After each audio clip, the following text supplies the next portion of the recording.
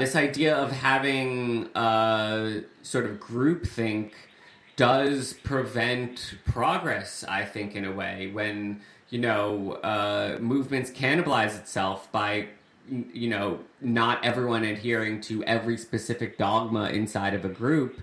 We don't have people who are doing what Matthew is doing, which is to individuate. And I think that puts social movements in dangerous territory.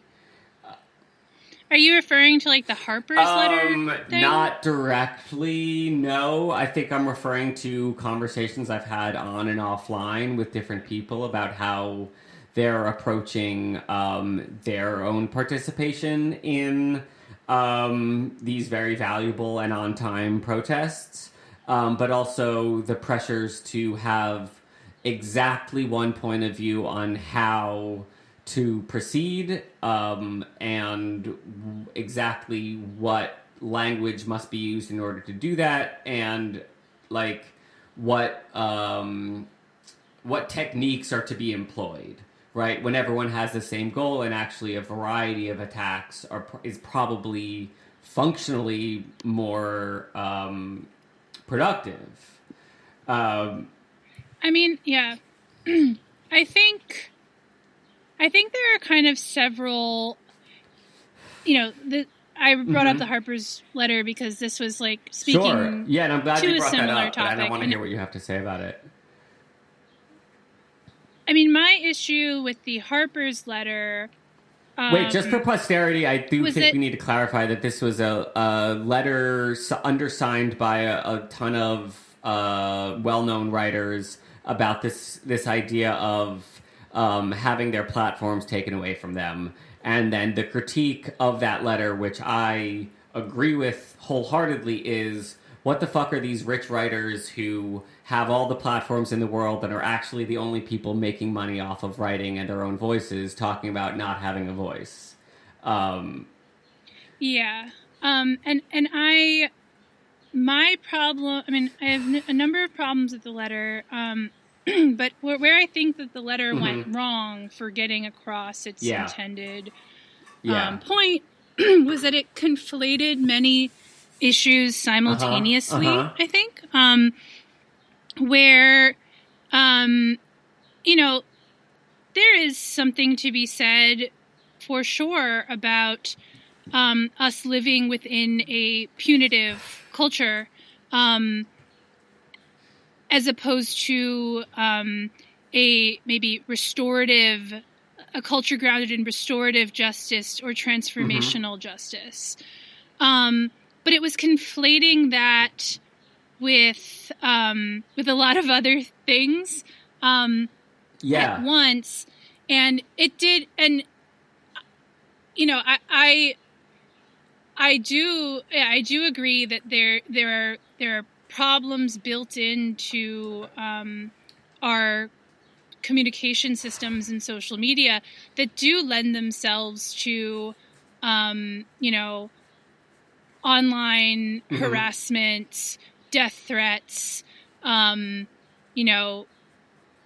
are conversations or also the possibility of using rhetoric that is grounded in good intentions in bad faith. I call that when good opinions happen to bad people.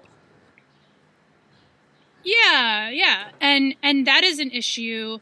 But I think that the letter sort of conflated everything as being part of this, like, an issue of intellectual climate, and ultimately an issue with, a generational divide where, we are this older generation of public intellectuals who are upset that we could, lose our jobs for saying something that somebody deems offensive.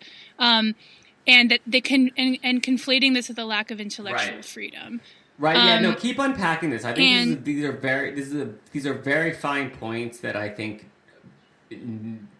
bear further unpacking, because there are things I wholeheartedly think that the letter was misplaced and ultimately a misfire.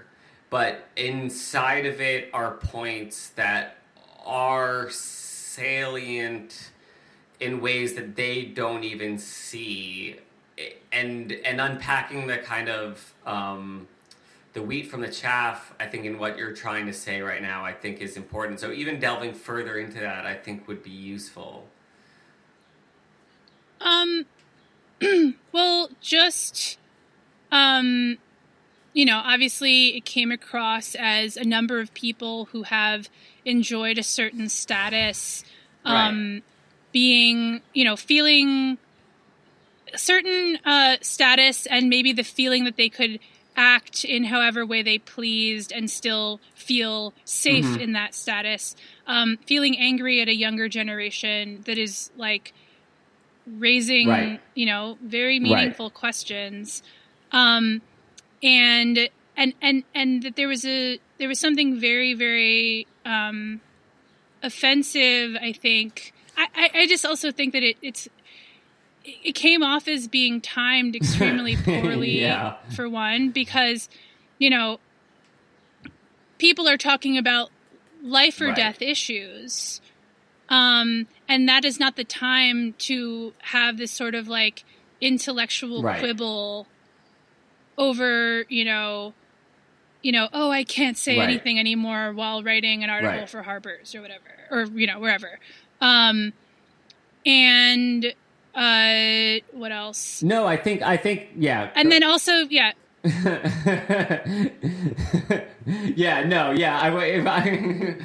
Totally. No, and I think, a very, very, I mean, you bring up the very salient point that intellectual quibbles when we're talking about life or death issues is aggressively kind of ostentatious and,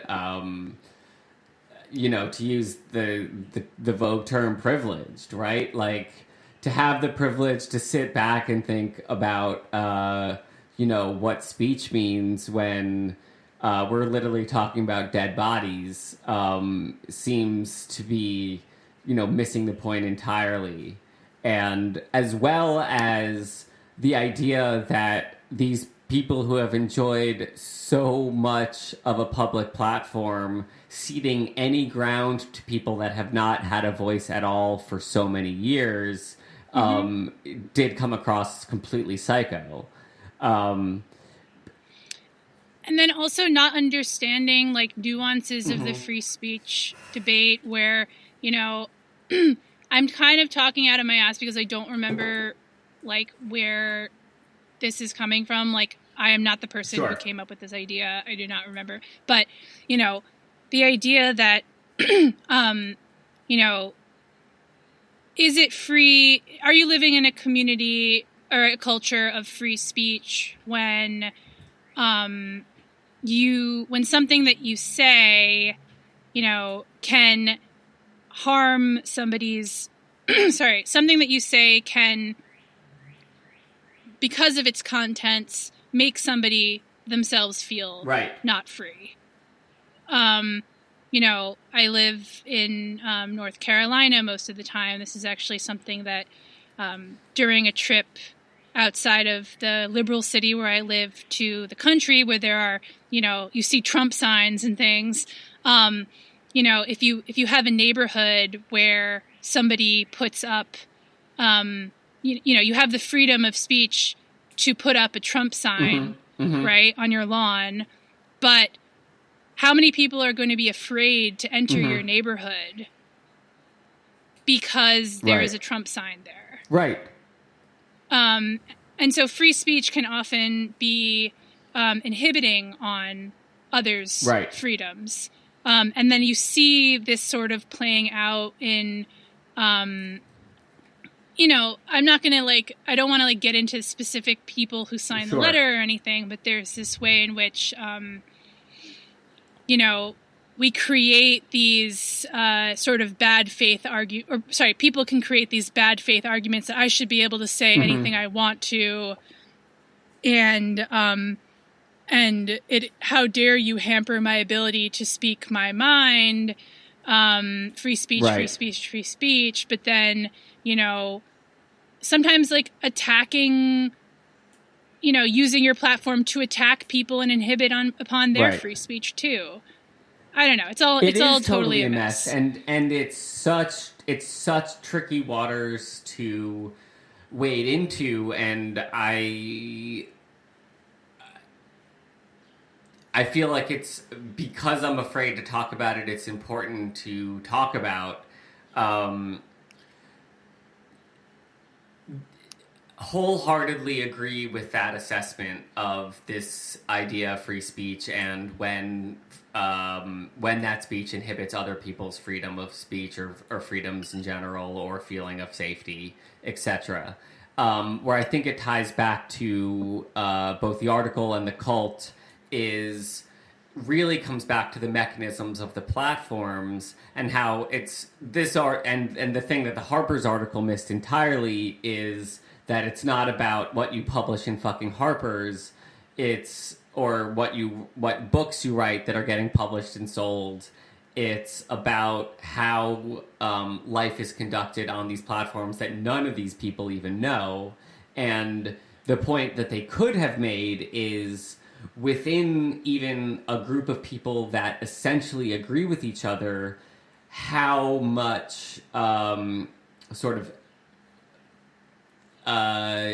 dangerous groupthink and animosity is sort of like swarmed at one person and then the other and then the next, just because those platforms sort of literally chemically sort of induce us to behave that way. Like the dopamine receptor of getting into a Twitter fight is real, and like we stop even knowing what we're trying to say just in the fact that getting those clicks and that kind of feedback and that kind of affirmation leads to a dangerous level of group ideology where individuation becomes large, even within a movement of people that essentially agree on the same rules and the same outcomes. Like I'm a graphic designer by trade, and I don't work on this side of the field at all, and I try my work tends to be about subverting public dialogue through commercial messaging. But I know people whose job it is to like tweak tiny things on the Instagram platform to make it more addictive and to encourage certain toxic behaviors. But yeah, my closing remark is that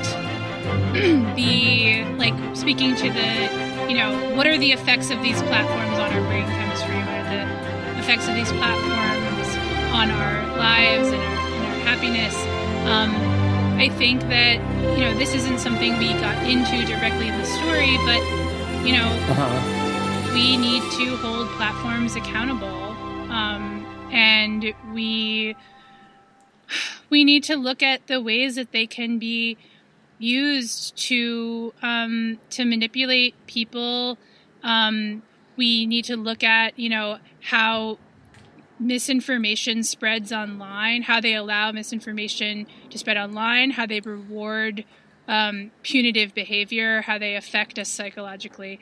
And the other day I was like on Twitter, and I know, of course, but like I noticed something I've been noticing recently. Maybe it's because I don't spend that much time looking at the trending topics usually, or maybe it's because the trending topics have shifted in this crazy time. But I've been noticing that almost every day I log on, I'll see a trending topic, and then I'll click on it, and it will be basically something that is grounded in a conspiracy theory.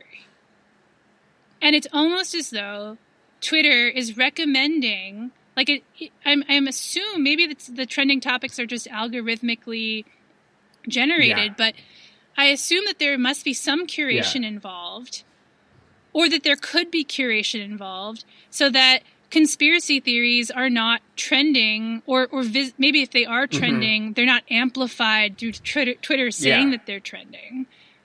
And it's just really upsetting to have, like, giving priority to information that is not true. Definitely assume bad faith on Twitter's part, and definitely assume that there's meddling in what's meant to be something transparent, because that is truly one of